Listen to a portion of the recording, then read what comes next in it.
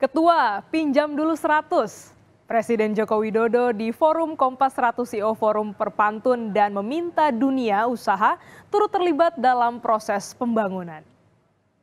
Datang ke Kalimantan, biasanya sebelum sambutan itu ada pantun. Dan saya nggak tahu sudah bolak-balik ke IKN ini, selalu diberi pantun dan saya belum pernah berpantun.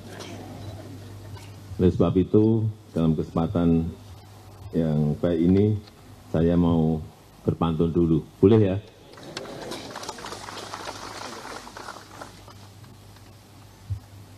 Ikan lohan, ikan gabus. Direndam dulu, baru direbus. Supaya pembangunan maju terus,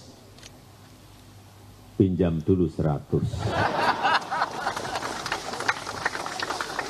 Yang saya maksud itu 100 CEO Kompas yang hari ini hadir. Bukan uang, sedikit-sedikit uang, sedikit-sedikit duit. Dan memang ya benar juga duit itu perlu untuk membangun negara ini.